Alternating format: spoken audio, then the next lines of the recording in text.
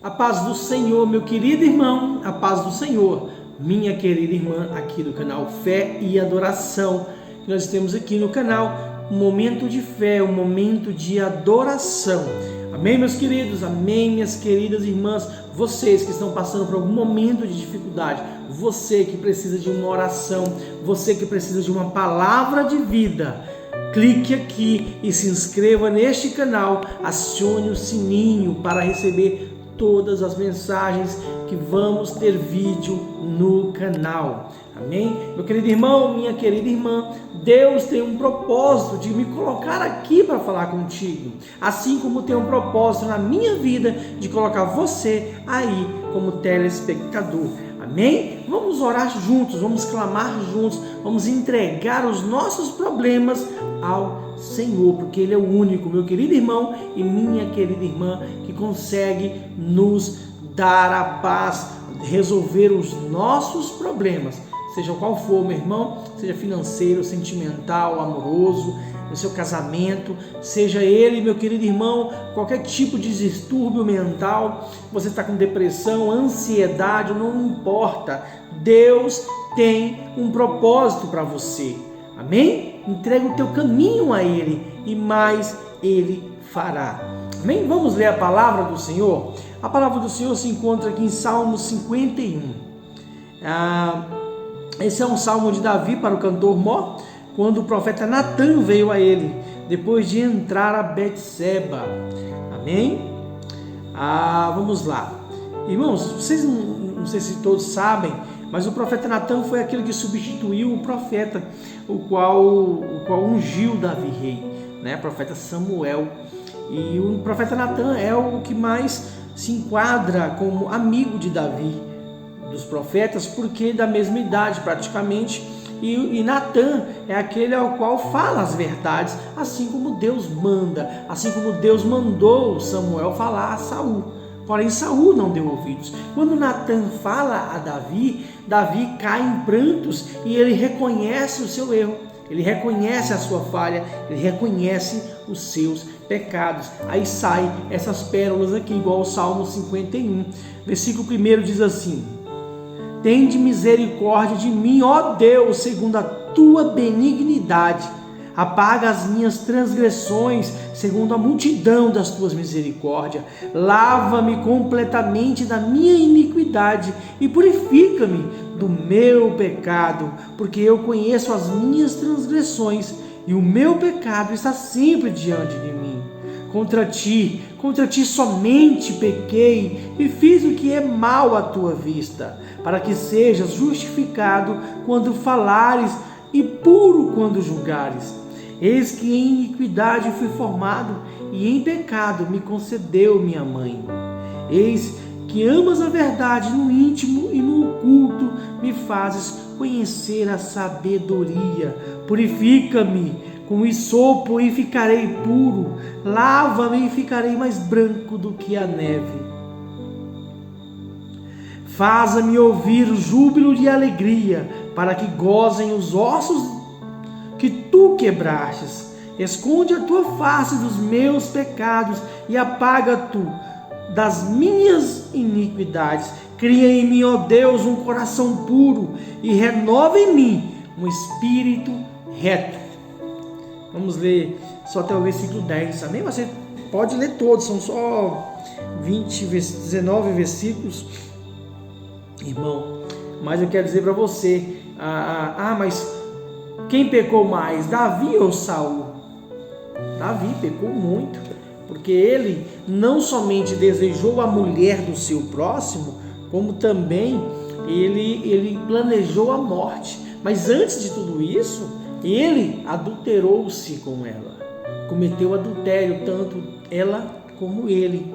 Aí eu te falo, aí você vai me perguntar, mas diácono Luizinho, e o que acontece com aqueles que cometem adultério? Não depende somente de como você vai estar com Deus, de como você vai lidar com Deus, de como você vai lidar com este pecado.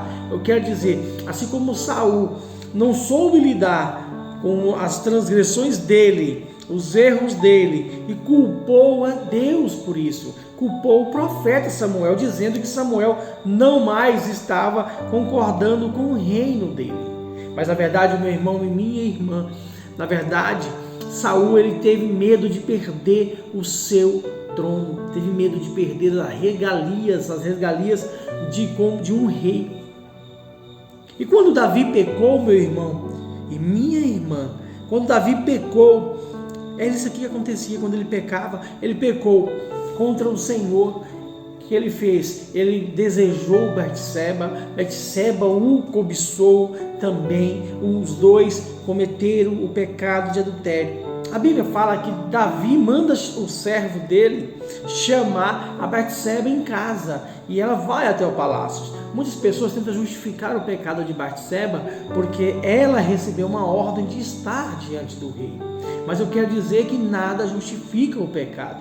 Ela poderia falar que não queria, mas ela também já desejava assim.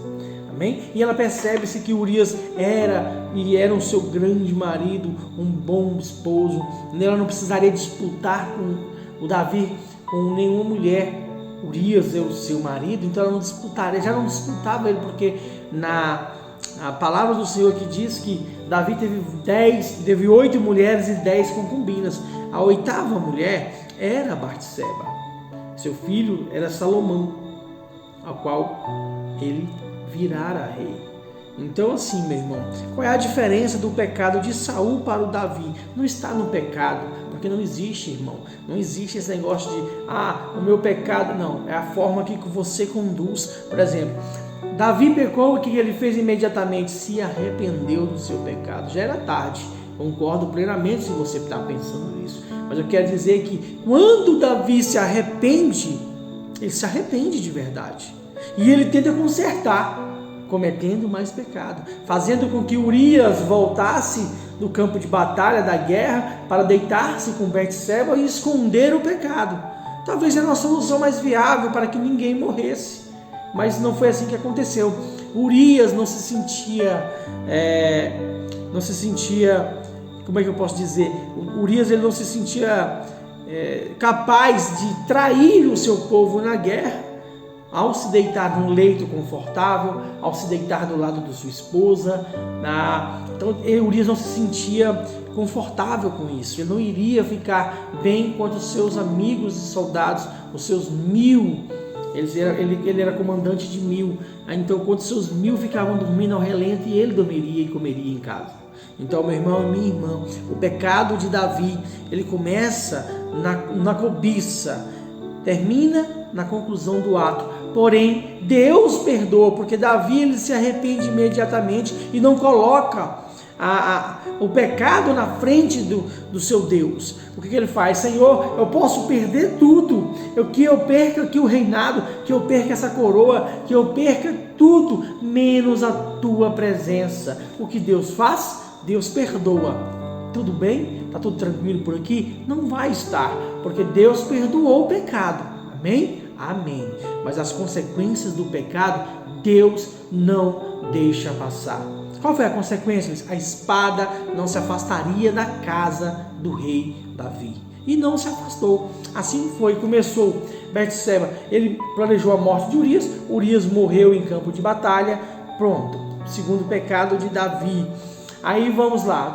Qual é a consequência? A consequência é Betseba engravida-se de Davi. Davi toma ela por esposa porque Urias morre.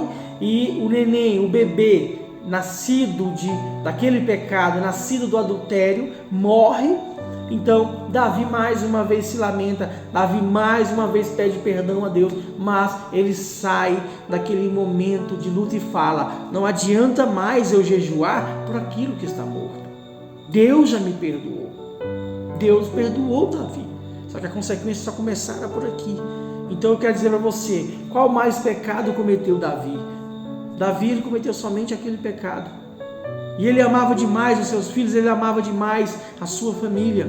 Porque mais um que é cometido, a sua esposa falece, sua esposa morre. Aí depois vem Aminon e toma Tamar por sua, ou seja, ele estupra Tamar. Então ele a toma toma a sua pureza, ele arranca a sua pureza. Eu quero dizer, meu irmão, que isso daí começa o fio da espada, porque Absalão, por amar demais a sua irmã, filha de Maaca, sua irmã legítima, porque eram irmãos do mesmo pai e da mesma mãe, filha de Maaca. Então, eu quero dizer que Tamar, ela fica sem a honra dela. Porém, Absalão planeja a morte de Aminon. Aminon era o primogênito de Davi, segundo Absalão. Porém, Aminon perde o direito ao trono porque faz tal maldade com sua irmã. E, por consequência, seria Absalão que também comete um pecado e mata o seu próprio irmão e vira foragido e tenta tomar o trono na espada de seu pai.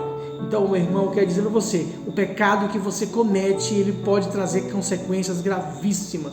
Então, se arrependa, porque você tem que ter forças para as consequências. Amém? Essa é a palavra do Senhor que Deus colocou no meu coração hoje, e que Deus possa te abençoar neste dia abençoado e maravilhoso, que é o dia 21, hoje é domingo. Que Deus possa te dar a glória e a paz, meu irmão. Que Deus possa te abençoar, amém? Que Deus te ilumina e te guarda e faça resplandecer o seu rosto sobre ti e te dê a paz. Que o Senhor te abençoe e te guarde, não só hoje, mas para todo sempre. Amém.